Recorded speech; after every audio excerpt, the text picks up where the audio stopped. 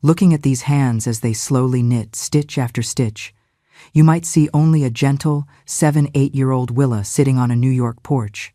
But do not be deceived by this appearance. Hidden beneath this wrinkled skin are the deep scars of a true story so brutal it cuts to the bone. I had to flee for my life from Harlan, a living hell where my own father traded me like livestock for sick, twisted desires, forcing me to carry the seed of sin before I even turned 16. That pain is not just a memory. It is a cold, sharp blade that still slices through my heart every night. If you are listening from anywhere in the world, please leave a comment and subscribe, because there are truths that need to be spread, even if they might shake your faith. There are stories that, no matter how painful, simply must be told. The cold of the Appalachian Mountains where I grew up could cut to the bone, but it warms my heart to be able to talk to you all as if you were right here with me. You know, today I spent the whole afternoon knitting for my great-grandchildren. It's something that calms my soul. Every stitch I make is like I'm weaving protection for them. I started knitting when my children were tiny, over 50 years ago. Back then it was out of necessity. There really wasn't such a thing as buying ready-made clothes, was there, folks? And look, today it has become my favorite hobby and even brings in a little extra money. Because the tourists here in New York love to take home a scarf or a beanie made by the granny from the mountains, as they call me. My little corner here is simple, but it's my refuge of peace. I have my flower pots full of red petunias in the window that everyone passing on the street stops to admire. Inside, photos of my children, grandchildren, and great-grandchildren take up the entire living room wall. They are my greatest treasure. Do you know that smell of homemade biscuits that's always lingering around here? The sound of the fire crackling in the fireplace, the view of the skyline out there. Every little corner of this house holds a piece of my history. Oh, and before I continue, I wanted to ask you a little favor, my angels. If you enjoy my company, hit that like button and subscribe to the channel Grandma's Memories so you don't miss this old lady's stories. And tell me in the comments which city you're watching from and what time of day you found this video. Early in the morning with your coffee, after lunch, or maybe at night. I always read all the comments. And it makes me so happy to know where you are from and when you take a little time out of your day to listen to this granny's stories. Tell me. Yes, let's create a chain of love. Today I wanted to share a story with you that I've carried in my chest for many years. A story about how my twin sons saved me even before they were born. It seems like something out of a movie, but it happened right here in the backwoods of Kentucky, in a time when women like me had to find strength we didn't even know we had inside. You know, my dears, life sometimes puts us in situations so difficult that we think we won't be able to get out. But when I look back, I see that it was precisely those darkest moments that brought me here, to this cozy porch in New York, where today I can tell my story with a heart at peace. I was born a long time ago on an isolated ranch in Harlan, right there in the Kentucky hills, but in a place so secluded it seemed like another world. It was a large property, with fields stretching as far as the eye could see, and a big colonial-style house that, seen from the outside, looked like a beautiful place to live. But the thick walls of that house hid secrets that for many years I thought would go to the grave with me. It was in those fields of the hollow, among the tall pines that seemed to touch the sky, where the icy wind cuts to the bone even in summer, that I spent my childhood. Harlan was a place of hard beauty, you know, the kind of beauty that hides its secrets in the morning mists, that only reveals itself to those who have eyes to see. Today I look back with a lighter heart, thanks to my twin sons, who even before being born, showed me a path to liberation that I would never have imagined possible. But that is a story I need to tell calmly from the beginning, because only those who have lived it know how hard it is to find strength when it seems everything is against you.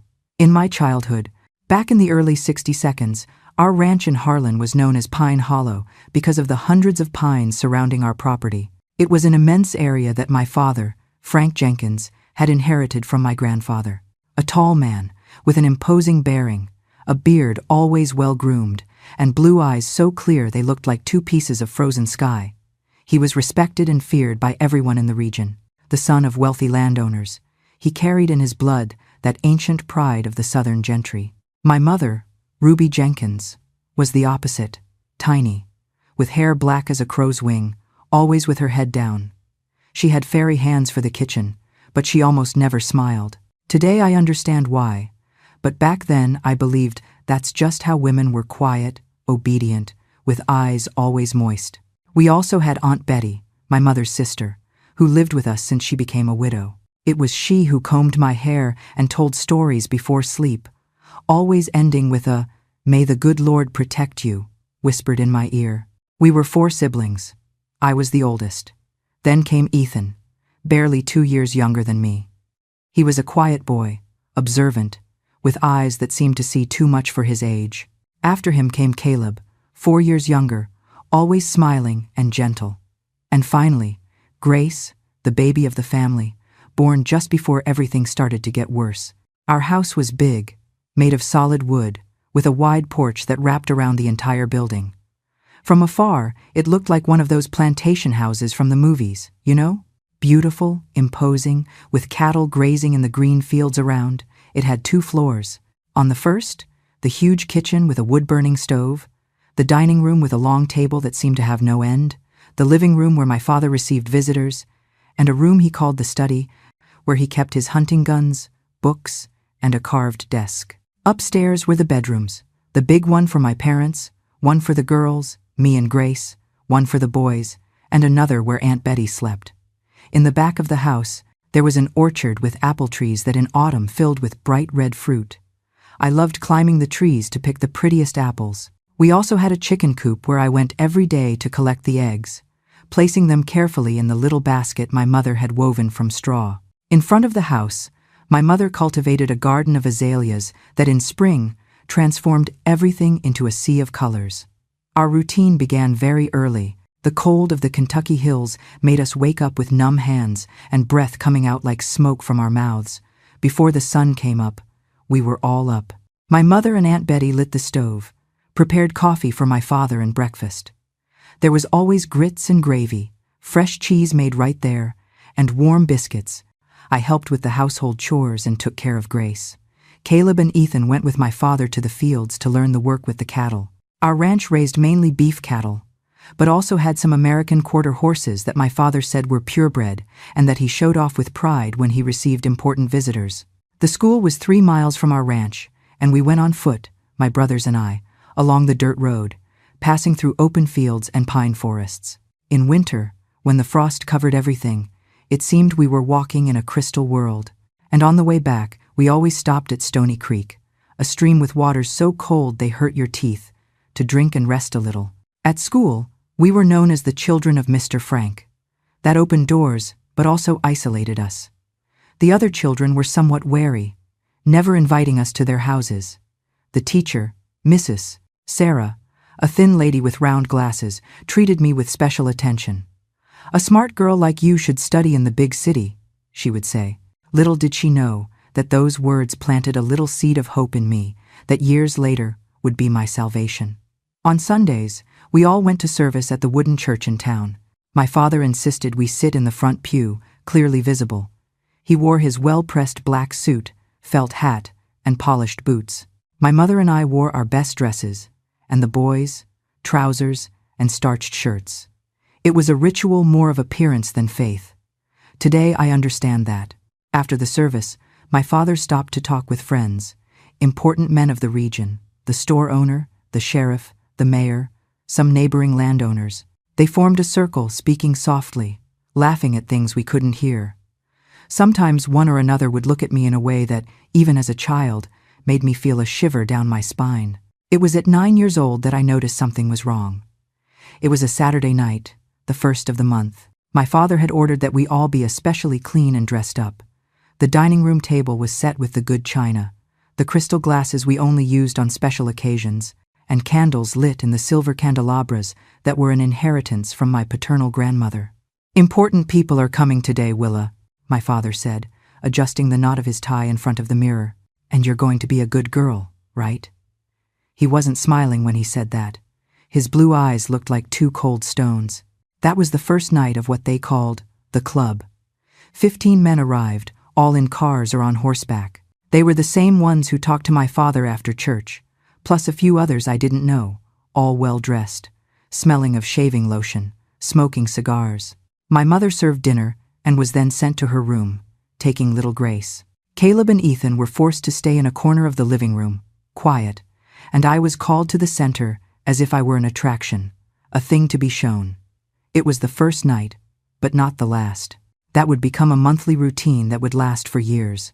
A darkness settled over that beautiful plantation home, a darkness that Willa would carry for decades. Can you imagine the terror of a child forced into that spotlight? Don't go anywhere.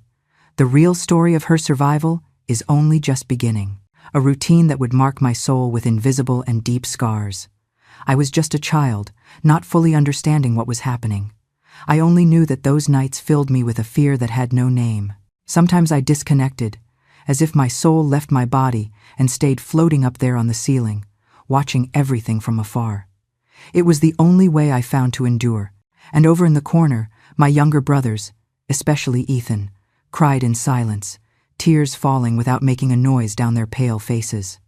The next day, no one spoke about what had happened. My mother hugged me tighter.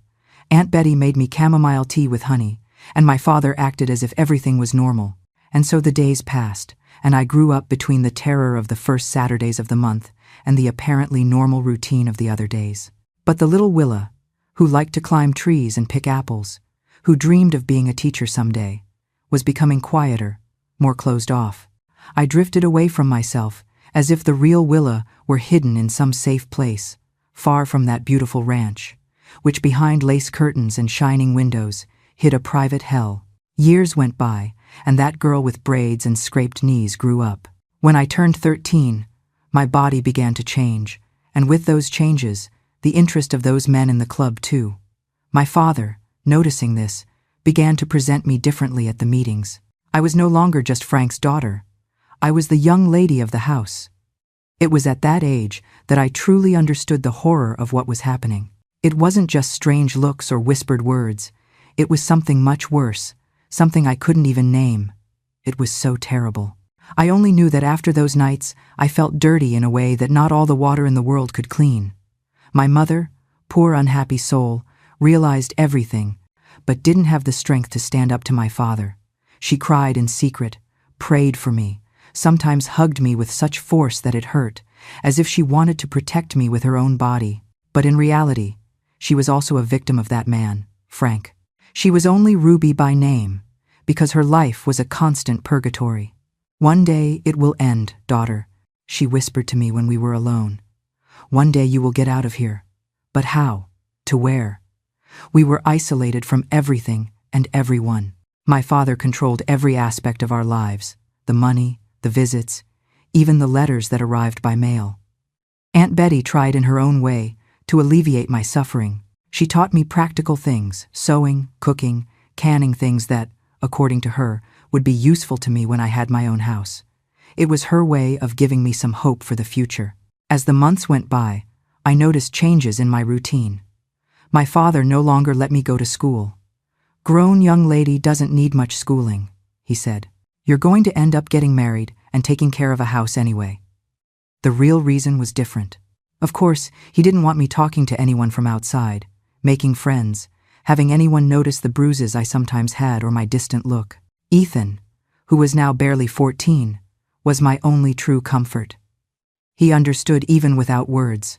Sometimes, in the days following those terrible nights, he would come to my room at dawn before everyone woke up and sit on the edge of my bed. He said nothing, just held my hand. And I knew he suffered as much as I did, in a different way, but equally deep. "I'm going to get you out of here one day, Willa," he promised me once with a seriousness that didn't match his age. "I swear on Grandma's soul." And I smiled, more to comfort him than because I really believed it. How could a skinny boy save me from that hell? On one of the club nights, when I was almost 15, there was a change in the ritual. One of the men, Dr. Walter, the doctor from the neighboring town, brought a large book with a black cover. They placed it on the living room table, along with an expensive fountain pen, one of those old ones, and then, one by one, all the men present signed that book, including my father. "It's the Book of the Brotherhood," I heard one of them explain in a low voice. "Here our society is registered, our meetings, our privileges." After that, The meetings became even more organized, more ritualized. My father became a sort of guardian of that book. He kept it under lock and key in his study, in a secret drawer of the desk, the key to which he always carried with him on a cord hidden under his shirt. Dr. Walter watched everything with a strange manner, without participating directly in what happened there, but always observing, writing things down in a little notebook he carried in his jacket pocket. Sometimes he asked to examine me as if I were an animal being prepared for breeding. Those cold hands touching my neck, my wrists, checking my eyes and teeth. It was too humiliating. "She is in her prime," he told my father once, as if talking about a ripe fruit. "Soon she will be able to bear fruit." I didn't fully understand what that meant, but I felt a frozen dread every time he said something like that.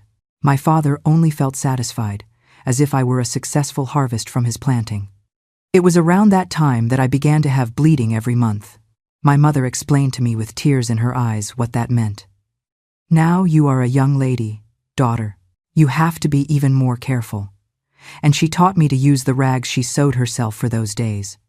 But there was something else in her look, a deep fear that I didn't totally comprehend. When I turned 16, my father announced a special party.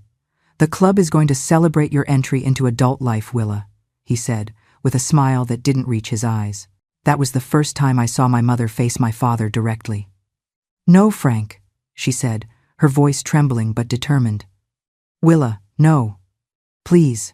The answer was a slap so strong she fell to the kitchen floor. Aunt Betty ran to help her while I stood paralyzed, not knowing what to do. "You have no voice here," he roared. "You never had it, and you never will." That night my mother came to my room, sat on the edge of the bed, and took my hands in hers. They were freezing.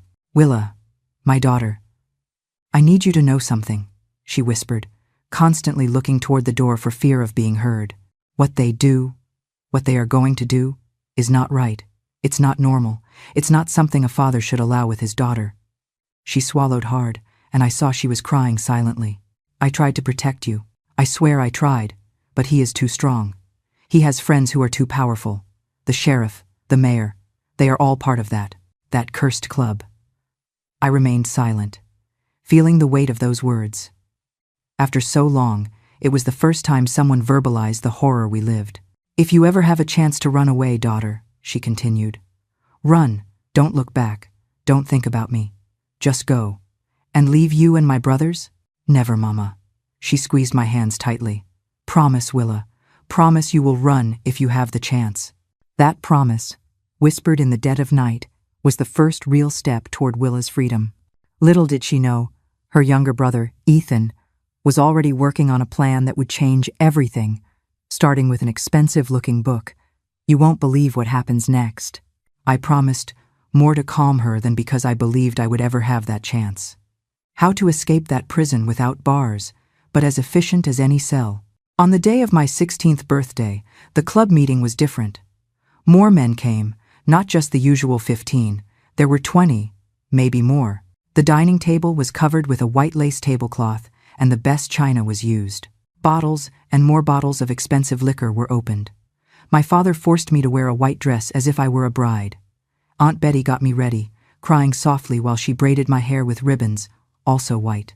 Ethan, now 14 years old, watched me from his corner, eyes full of a mute horror. "Today is a special day," my father announced to the guests. "My daughter Willa becomes a woman, and as is tradition, she will be officially received into the brotherhood." There was applause, laughter, glasses raised in a macabre toast. "Doctor," Walter approached with his little notebook and his expensive pen. "Everything is recorded in the book," he said. "Today's date will remain marked in the history of our society." I was trembling like a leaf in the wind. I felt my body frozen with fear while hearing the men discussing who would be chosen for the honor of that night, as if they were deciding who would cut the first piece of a birthday cake. It was then that I noticed Ethan moving discreetly through the room. He seemed to be serving drinks, but his eyes were attentive, observing everything. At one moment, our gazes met, and he made a slight movement with his head toward the back door. I didn't immediately understand what he meant, but then he accidentally knocked over a tray with glasses, creating a momentary distraction. Everyone looked at the noise, and my father got up furious to punish the boy. It was in that instant that I felt someone pull my arm. It was Aunt Betty. "Go," she whispered. Everything happened very fast. While my father yelled at Ethan and the guests laughed at the situation, Aunt Betty led me quickly out of the room through the kitchen and pushed me out the back door. "Run to the barn," she urged, her voice frantic. Ethan prepared everything. "Go." And I ran. I ran like I had never run before, the white dress billowing in the dark night like a ghost. I ran without looking back, my heart beating so hard it felt like it was going to explode. But I didn't get far. I didn't have a chance. Before even reaching the barn, I felt strong hands grabbing me by the hair, throwing me to the ground. "Thought you could run away?" It was my father's voice, altered by alcohol and rage. I was dragged back to the house, to the living room where everyone waited. My mother was in the corner with her hands tied behind her back and a rag covering her mouth. Ethan was lying on the floor with his face bloody. Aunt Betty was not in sight. "Seems we have a little discipline problem," my father said to the guests. "But nothing we can't solve." What happened next was so terrible that my mind refuses to remember the details. I only know that at the end of that night, something inside me died forever. The girl who dreamed of freedom, who still had a thread of hope, existed no more. In her place remained only an empty body, a shell. Forgive me, my darlings, I need to pause for just a moment. The wind here in New York suddenly feels a bit too cold tonight. If there is anyone listening who has ever felt their spirit have to leave their body just to endure the pain, I want to wrap my arms around you right now. We may have been shattered, it's true, but look at us, we are still here. In the weeks that followed, I fell ill. A strong fever consumed me, and I was delirious, calling for my mother, for Ethan, for God. Dr. Walter came every day to examine me, more interested in ensuring I would survive than worried about my well-being. "She is strong," I heard him tell my father. "She will recover, and when that happens, she will be ready to fulfill her role." I didn't understand what he meant by my role. I would only discover it a few weeks later, when the fever passed and I was lucid again. It was when my father entered my room, sat next to my bed, and told me with terrifying tranquility, "Willa, you are going to marry the son of Colonel Henry. Everything is already arranged." Marry. That word resonated in my head like a broken bell. I was barely 16 years old, and I was already being traded like merchandise.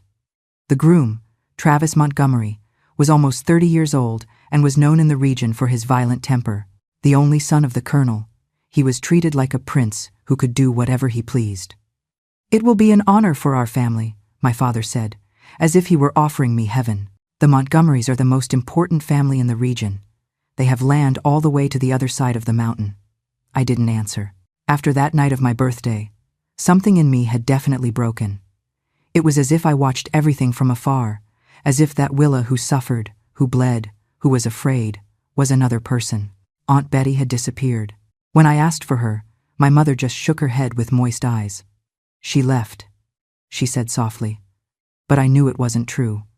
No one simply left my father's ranch, not alive, at least. Ethan recovered from the beating he received, but something in him had also changed. His eyes, previously just scared, now held a different shine, something between rage and determination. Though he was only 14, he seemed to have aged decades in that night. A week after the announcement of the engagement, I began to feel nausea in the morning. At first I thought it was nerves or a sequel of the fever I had.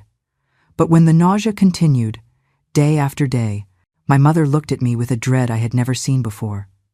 "Willa," she whispered, trembling, "when was your last cycle?" I stayed silent, trying to remember. With so many things happening, I hadn't even paid attention that my monthly bleeding hadn't come. In fact, I was already almost 2 months late. Dr. Walter was called to examine me, placed his hands on my belly, asked several questions about my symptoms, and then announced with a satisfied smile, "She is pregnant." The pregnancy was meant to seal the deal, another cruel twist in Willa's story. But the monsters didn't account for the quiet rage this news would spark in both Willa and her brother. The impending wedding is about to be shattered by a brilliant, desperate plan. Continue with us to hear how she escapes her fate. My father showed no surprise. In fact, he seemed happy, proud. It was difficult to decipher that expression, but it certainly wasn't the reaction one would expect from a normal father. "Perfect," he said. "The colonel will be satisfied. A grandson on the way will seal our agreement definitely."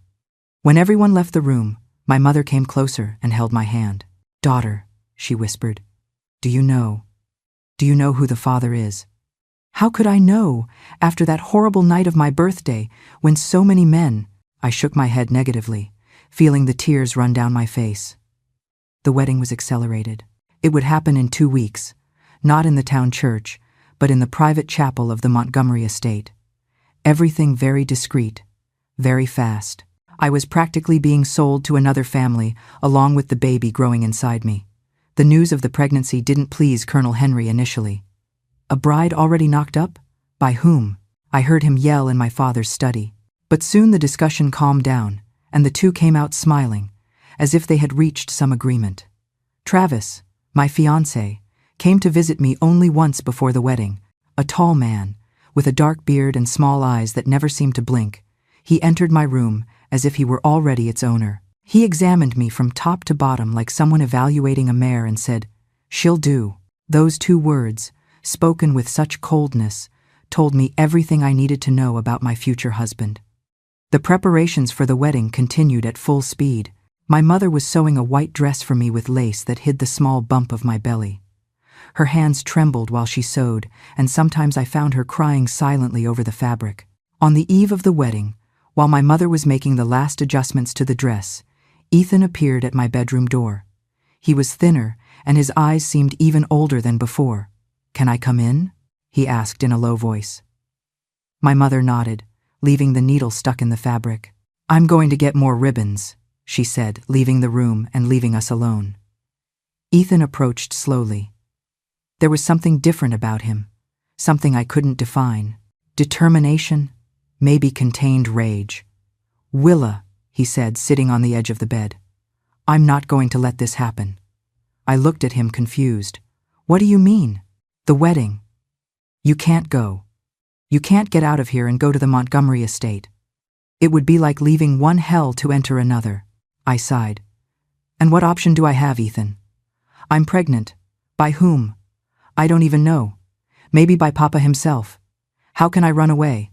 He took my hands in his. His palms were calloused despite his young age, hands of someone who worked hard in the fields. "I discovered something," he whispered, looking toward the door to ensure we were alone. "The book." "What book?" "The Book of the Brotherhood, the one they keep in the study." I got it. At that moment we heard footsteps in the hallway. Ethan moved away quickly and pretended to be fixing a lock of my hair when my mother returned. During the night I couldn't sleep. Ethan's words resonated in my head. What had he discovered, and how could that help me? The next day, I was taken to the chapel of the Montgomery estate. It was an old stone building with a carved wooden altar. The few invited people were already there. My family, the groom's family, and some friends from the Brotherhood. My father walked me down the central aisle. Travis waited for me at the altar with a cold smile. He wore a dark suit and had his hair slicked back with oil. He looked older than I imagined, maybe almost 40, not 30. The ceremony began. The preacher, an elderly man who seemed uncomfortable, said the ritual words without looking directly at me or Travis. I wondered if he knew what was really happening there, if he understood that that wasn't a marriage for love, but an agreement between powerful men. When it came time for the vows, my legs were shaking so much I thought I would fall. It was then that I noticed a movement at the back of the chapel. Ethan entered silently, carrying something under his arm, wrapped in a cloth. He positioned himself near the door and stood watching. Our eyes met for a moment, and he made a small gesture with his head, as if telling me to continue, to hold on a little longer. I said, "I do," when they asked me, still feeling like I was signing my death sentence. Travis placed a cold ring on my finger, and the preacher declared us husband and wife.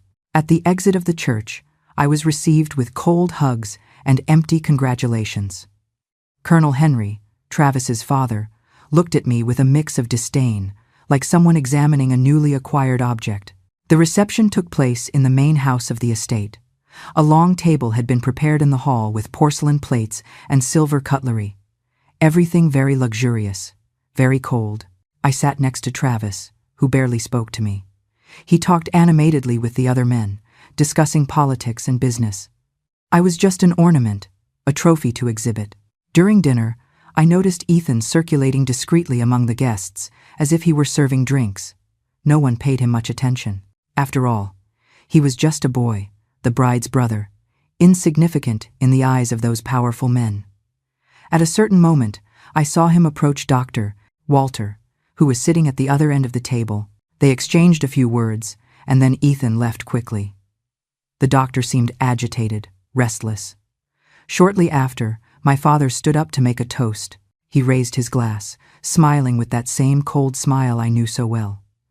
"To the union of our families," he said, "and to the fruit of this union that already grows in Willa's belly." There was laughter and more toasts. My stomach churned, and I had to control myself not to vomit right there. It was then that I realized Dr. Walter was no longer at the table. He had left discreetly, and Ethan wasn't in sight either. When dinner ended, I was taken to the room I would share with Travis. It was a large room with a canopy bed and antique furniture. I sat on the edge of the bed trembling, waiting for what would come next. The door opened, and Travis entered. He had a glass of drink in his hand and a smile that froze my blood. "Finally alone, wife," he said, closing the door behind him. I closed my eyes, preparing myself for another night of horror. But then something unexpected happened. There was a noise of glass breaking on the floor below, followed by shouts. Travis stopped halfway, frowning. "What the hell?" More shouts, now louder. Someone was calling for help. Travis cursed under his breath and left the room to see what was happening. I stayed there paralyzed, not knowing what to do. Minutes later, the door opened again. But it wasn't Travis entering. It was Ethan. "Let's go, Willa," he said urgently. "It's now or never." "What is happening?" I asked, getting up with difficulty. "Wyatt set fire to the barn," he explained quickly. "Everyone is out there trying to put it out. It's our chance." Talk about a dramatic exit. That burning barn wasn't just fire. It was Willa's first breath of freedom. But escaping the estate is only the first step. The pursuit begins now, and the stakes couldn't be higher. Don't stop listening. Their life depends on what happens at the train station. Wyatt was one of the youngest hands on the ranch, a boy who was about Ethan's age. I didn't understand how he was involved in this, but there was no time for questions. Ethan helped me change the wedding dress for simpler clothes he had brought. Then he guided me through the dark corridors of the house to a side door. "Wait," I said suddenly. "And Mama and Caleb and Grace?" Ethan shook his head. "We can't take them now. It would be impossible to run with everyone, but we will come back for them, I promise." We went out into the cold night. In the distance, we could see the orange glow of the fire consuming the barn and hear the shouts of the men trying to control it.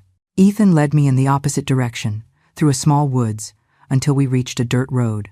There, to my surprise, was a wagon waiting with a man at the reins I didn't recognize. "This is Jesse," explained Ethan quickly. "He will take us to the train station in Bowling Green." Jesse nodded silently. He seemed nervous, looking constantly back toward the estate. "And where are we going after?" I asked while Ethan helped me up into the wagon. He pulled something from inside his shirt. A book with a worn black cover, the Book of the Brotherhood. "To New York City," he said. "We are going to take this to the most important newspaper in the country. We are going to expose them all."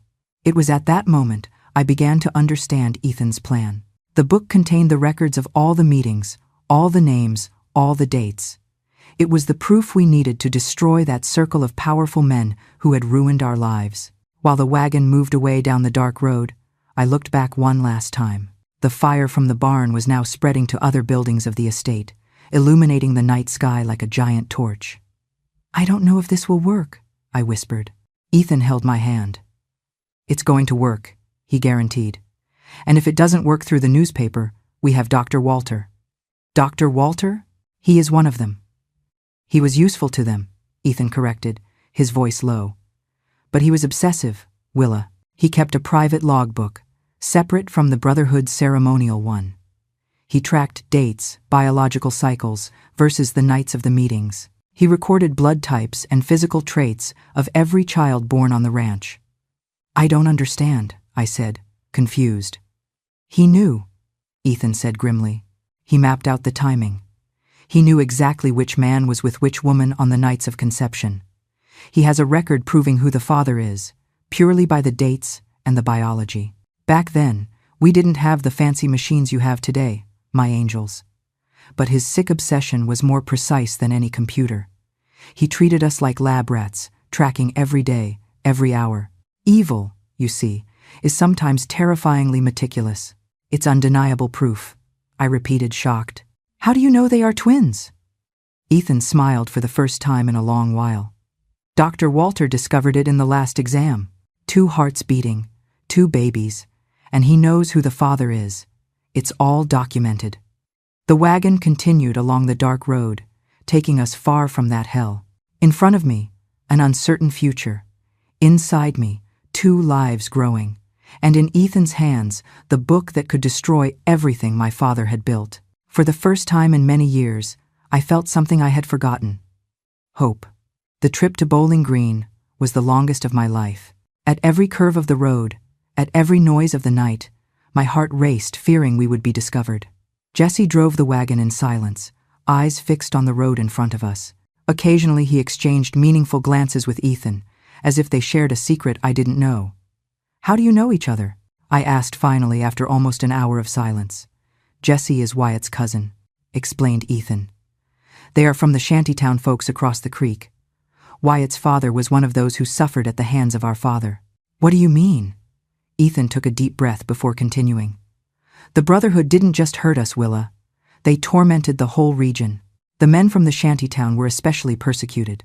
Some disappeared, others came back different, broken. Those words hit me like a punch. I knew my father was a monster, but the extent of his evil seemed to have no limits. Dawn was almost arriving when we spotted the lights of the train station. It was a simple wooden building with a small office for buying tickets and a cargo warehouse. Jesse stopped the wagon at a safe distance. I can't get any closer, he explained. They might recognize me. Ethan and I got down. The boy hugged Jesse briefly, exchanging a few words in a low voice before the man left, taking the wagon back the way we had come. And now? I asked, feeling fatigue and fear mix inside me. Now we wait, answered Ethan. The first train to New York leaves at 6 inches the morning.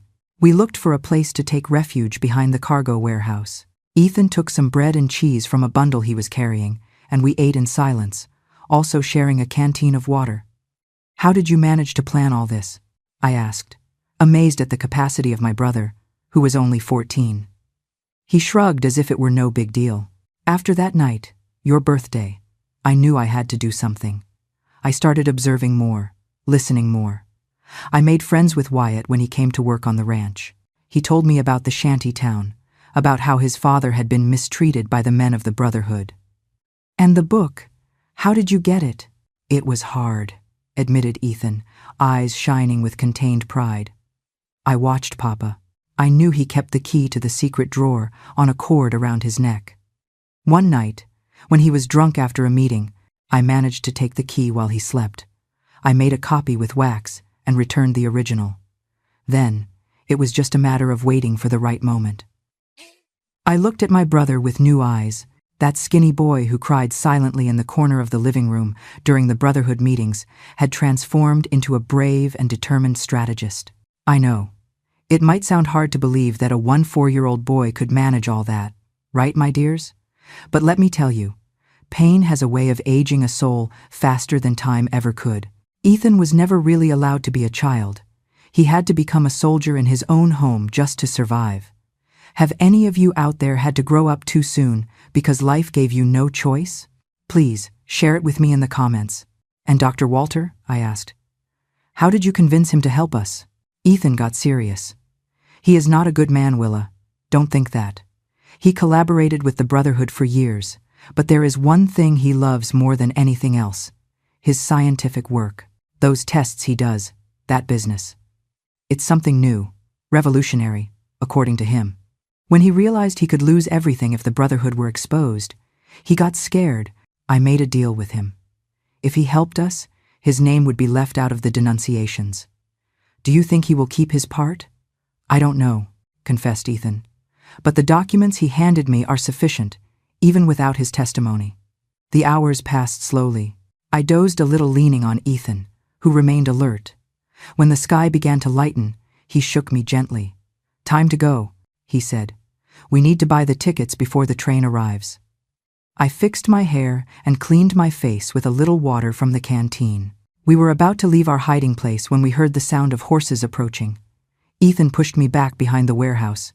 "Stay down," he whispered. Through a crack between the wooden boards, we saw 3 riders arriving at the station. Even at a distance, I immediately recognized one of them, my father. By his side, Travis Montgomery and a man I didn't know, probably some foreman from the estate. "How did they find us so fast?" I murmured, feeling panic grow. Ethan didn't answer, but his face was tense. The 3 men dismounted and entered the station office. Through the window, we could see them talking to the clerk, who seemed nervous. "They know we'll try to take the train," concluded Ethan. "We need to change the plan." I looked around desperate. There was nowhere to go. We were cornered. It was then that we heard the train whistle approaching. The men came out of the office and positioned themselves on the platform, looking in all directions. "We'll have to run," decided Ethan. "When the train is stopping, we will run along the opposite side of the platform and try to get on the last car." "We'll never make it," I protested. "We have to try. It's our only chance." The train was arriving, slowing down with a screech of brakes. People began to gather on the platform, workers, merchants, some families. My father and his companions watched every face attentively. Ethan took my hand. "Now," he whispered, and we started running, crouched down, rounding the warehouse on the opposite side. We ran as fast as we could. Ethan in front, me behind, stumbling occasionally due to my condition.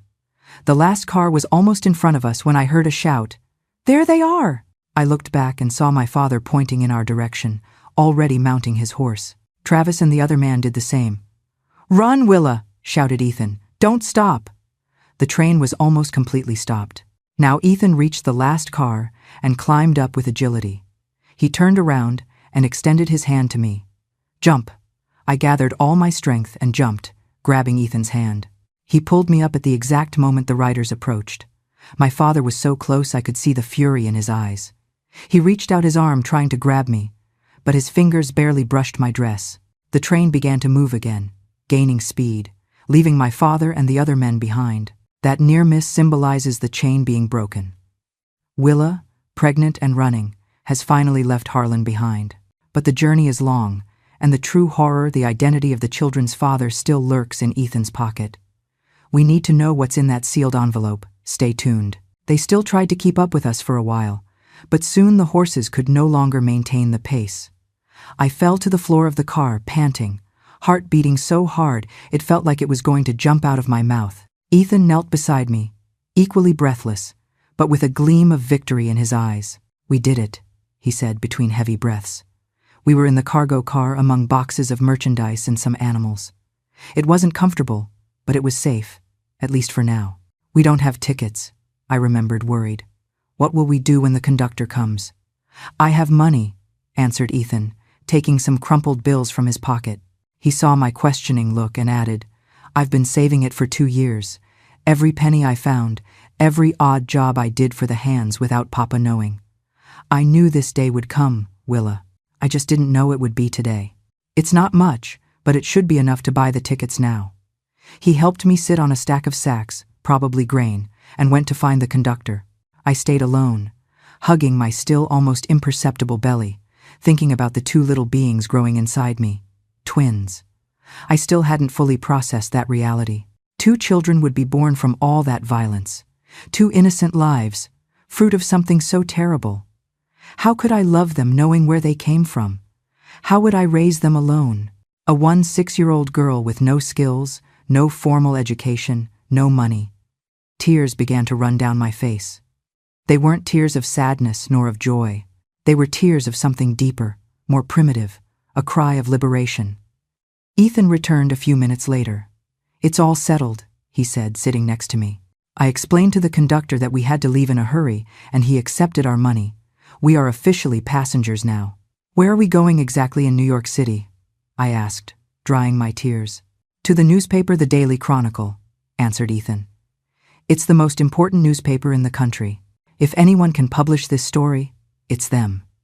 And if they don't believe us, we are just a pregnant girl and a 4-year-old boy. Ethan patted the pocket where he kept the book. We have proof. Names, dates, everything. And we have Dr. Walter's documents. He also took another folded paper from the inside pocket of his jacket. It was a sealed envelope. What is that? The documents Dr. Walter created, Ethan said quietly, passing me the folded paper. Dr. Walter gave them to me right before we left. I took the envelope with trembling hands. I wanted to open it, and at the same time I was afraid of what I would find there. Who was the father of my children? My own father? The sheriff? The mayor? Some other monster from that brotherhood? I clutched the envelope, but I couldn't bring myself to open it. That answer could wait. The trip to New York would take almost a whole day. In the first miles we were tense, expecting the train to stop at any moment and for us to be captured. But the hours passed and nothing happened. The conductor, an elderly man with a gray mustache, returned a few times to check if we were okay. He brought us water and even shared his lunch with us, a piece of cheese and hard bread, but which seemed like the most delicious banquet at that moment. Where are you two going, so young and alone? He asked, curious but kind. To our aunt's house, answered Ethan promptly. Our mother died and our father. Our father is not a good man. The conductor nodded, seeming to understand more than the words revealed.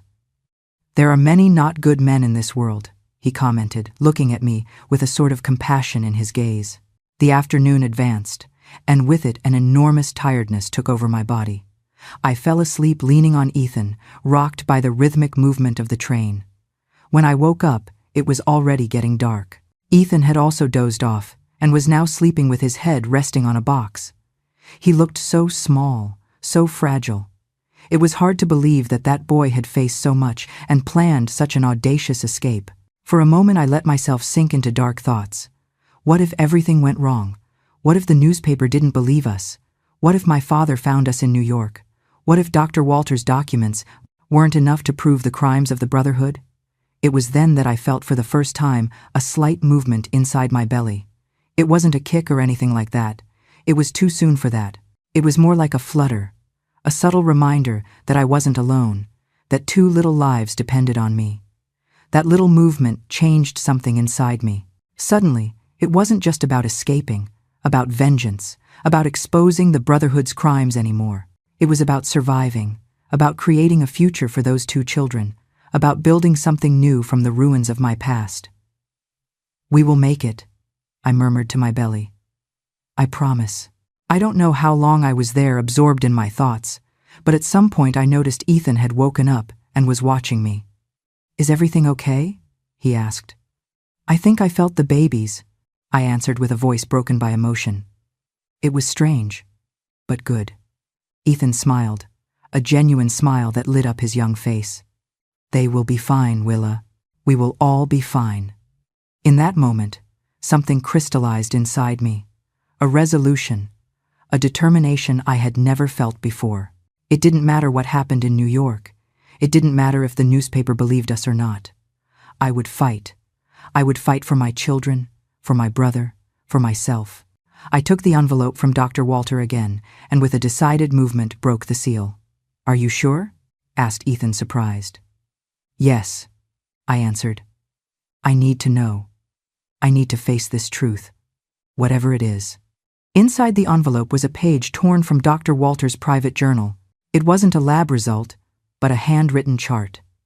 It listed the date of my 16th birthday, my biological cycle, and the specific window of conception. Next to the date, highlighted in red ink, was the name of the man assigned to me that night. I felt the air leave my lungs. The name wasn't a stranger's. It was Frank Jenkins, my father. I looked at Ethan, horrified.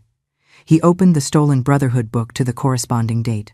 There, in my father's own handwriting, was the sick confirmation, rights of primacy, exercised by F. Jenkins, Dr.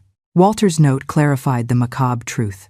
Frank Jenkins, father of the patient, is the biological father. There were no doubts about who the father of my children was. My father. I whispered the words burning my throat. The father of my children is my own father. Ethan dropped the paper and hugged me tight. He said nothing. There was nothing to say. I can feel you shivering, my dears, because I am shaking just remembering that moment. The disgust. It made me want to claw my own skin off. But do you know what? That very revulsion turned my fear into a blazing fire. I was no longer a victim. I had become a mother, ready to fight until my very last breath. He just held me while I cried, a silent cry that seemed to come from the depths of my soul.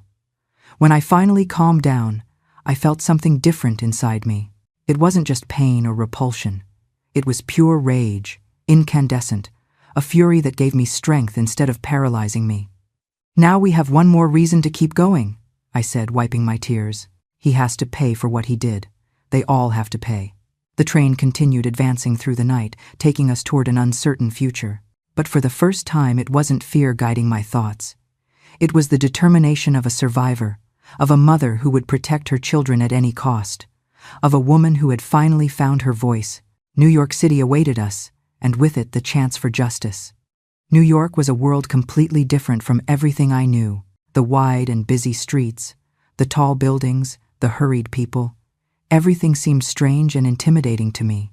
I, who had never gone beyond the town neighboring the ranch, felt lost in that sea of people and noise. We arrived at the station already at the end of the afternoon. Ethan held the Book of the Brotherhood firmly under his arm, as if it were our most precious possession, and in a way it was. The Daily Chronicle is a few blocks from here, explained Ethan, consulting a small map he had gotten from the train conductor. We need to go now, before they close. We walked hurriedly through the streets of downtown, me trying to hide my discomfort and fatigue.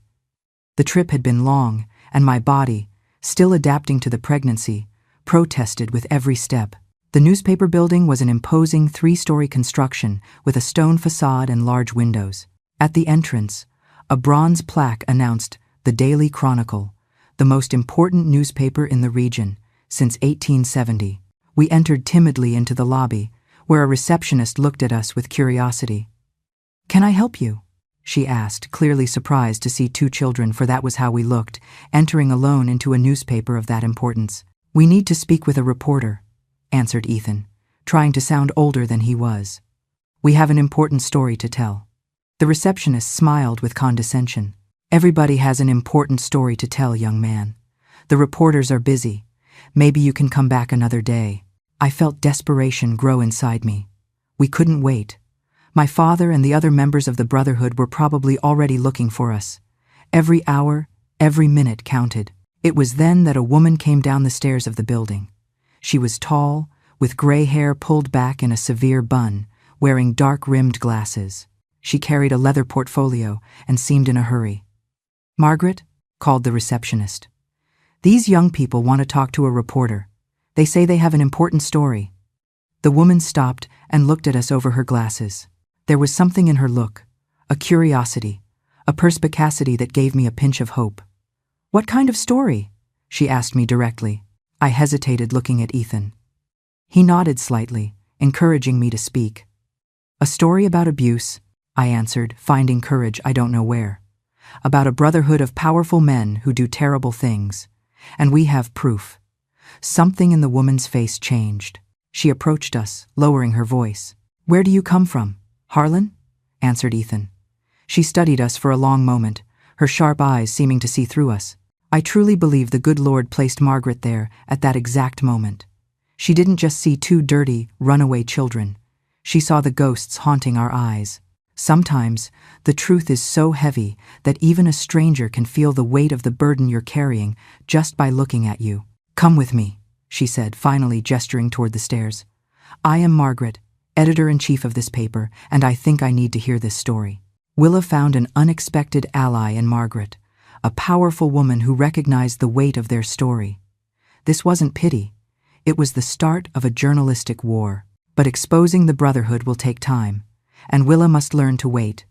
"Don't go anywhere. The delivery of justice is coming." Margaret's office was a small, organized chaos. Papers everywhere, newspaper clippings, stacked books, a typewriter on the desk, and the unmistakable smell of strong coffee and cigarettes. "Sit down," she indicated 2 chairs in front of her desk. "And now tell me everything from the beginning." For almost 2 hours we talked. First me, then Ethan. We told her about the ranch, about the brotherhood, about the monthly meetings, about the book Ethan had stolen, about Dr. Walter's documents, about the proof, about my pregnancy, about the forced marriage, about our desperate escape. During the whole time, Margaret listened to us with absolute attention, taking quick notes on a pad, occasionally asking us to clarify some point. Her face maintained a professional expression, but her eyes couldn't hide the horror upon hearing our story. When we finished, she stayed silent for a few moments, her fingers drumming on the table. "Do you have any notion of what you are denouncing?" she asked finally. "We are talking about extremely powerful men, the mayor, the sheriff, people with influence, not just in Harlan, but in the whole state." "We know," answered Ethan firmly. "That's why we came to the most important paper. We need the story to be too big to be silenced." Margaret smiled slightly, a sad smile. "You are brave, that is undeniable." She took the book of the Brotherhood that Ethan had placed on the table and began to browse it, her eyebrows raised with every page she turned. "Here there are dates, names, even amounts. It's all very detailed," she murmured, more to herself than to us. Next, she examined Dr. Walter's medical documents, the ones I had opened on the train. Her expression became even more serious as she read the meticulous notes and the final, horrific conclusion. Margaret closed her eyes for a moment, as if she needed to compose herself. Margaret nodded thoughtfully, then suddenly stood up. "I'm going to call more people for this meeting. We need more eyes on this." She left the room and returned minutes later, accompanied by two men. One of them, older, with gray hair and thick-rimmed glasses, was introduced as Arthur, the paper's political editor. The other, younger, with an air of permanent restlessness, was Jason, an investigative reporter. Again, we had to tell our story. The two men listened with expressions varying between disbelief and indignation. When we finished, Arthur was the first to speak. "It's the most disturbing story I've heard in 30 years of journalism," he said, taking off his glasses and cleaning them nervously. "But it is also a bombshell. If we publish this, there will be a political earthquake in the state, and it is exactly for that reason that we must publish it." "This is real journalism, Arthur," intervened Jason enthusiastically. "This is why we exist." "I'm not saying we shouldn't publish," clarified Arthur. "I'm saying we need to be very careful. These men have power, money, and influence. They are going to try to destroy us." Margaret, who had been silent, leaned her hands on the table. "We need more. The book and the medical documents are a start, but we need independent confirmation. Other victims, witnesses, anything that corroborates this story."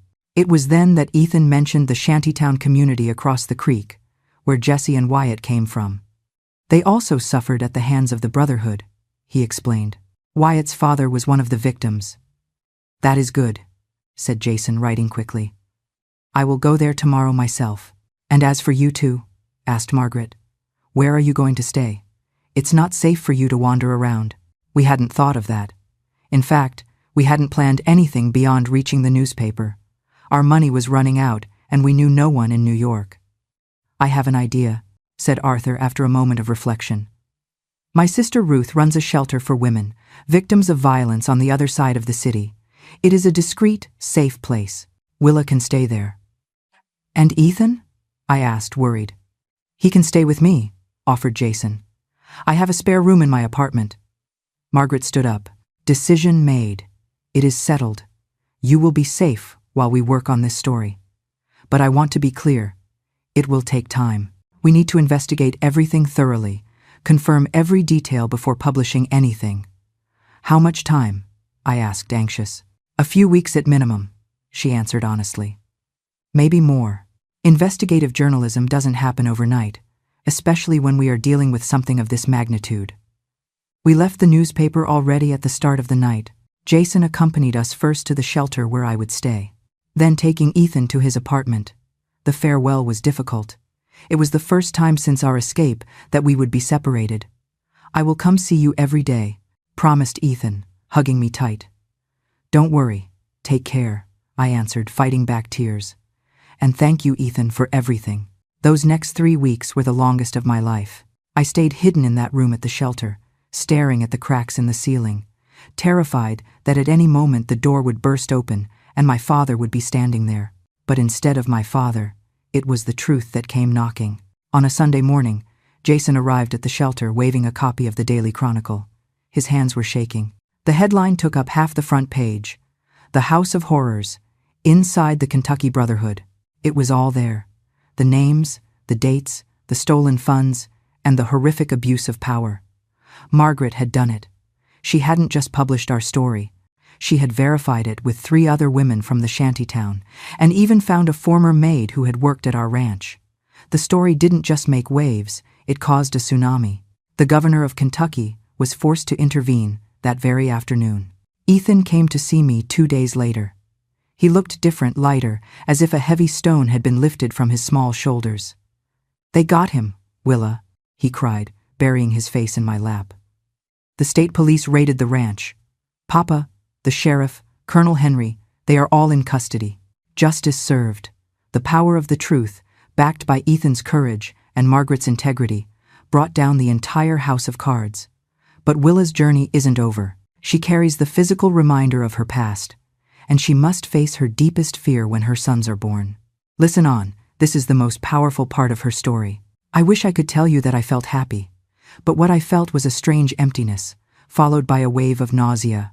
The monster was in a cage, yes, but I was still carrying the consequences of his evil inside me. My mother was found in the basement of the house, malnourished but alive. Aunt Betty, we learned later, had not left. She had been taken by the Brotherhood years ago to a sanatorium in Ohio to keep her quiet. We managed to get her out, and she spent her remaining years with my mother, finally safe. But my personal battle was far from over. 5 months later, on a snowy night in that charity hospital in Brooklyn, I went into labor. I was terrified. For months, I had been tormented by a single thought. What if they look like him?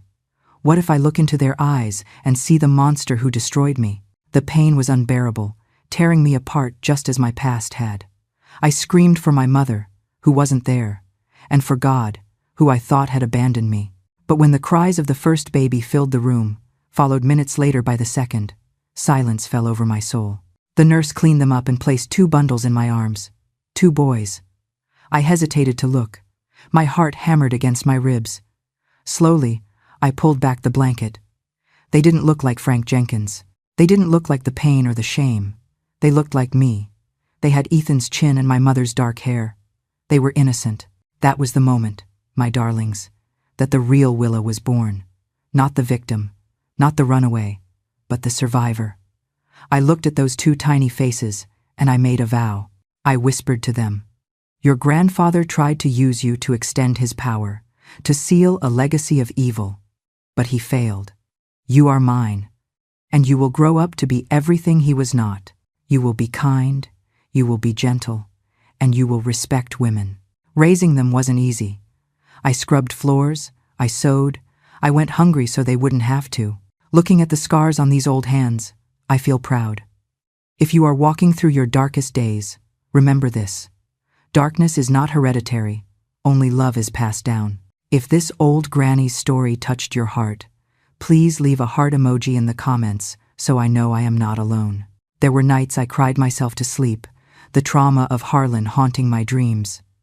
But every morning, when I saw their smiles, the shadows retreated a little further. Ethan stayed in New York, becoming a lawyer, a fierce one, who spent his life fighting for children who had no voice, just like he once did for me. My darlings, looking at the life I've knitted from the wreckage, I know now that evil is not hereditary. It is a choice, just as love is. My father's blood ran through my sons, but his darkness never touched their souls because I chose to flood them with light. To anyone listening who feels defined by their scars, your past is merely a lesson, not a life sentence. You hold the needle, and only you decide the pattern of your future. Do not let fear win. You have the strength to break the chain. You are the author of your own redemption. If this story gave you hope, please subscribe to Grandma's Memories. Let's keep weaving these truths together.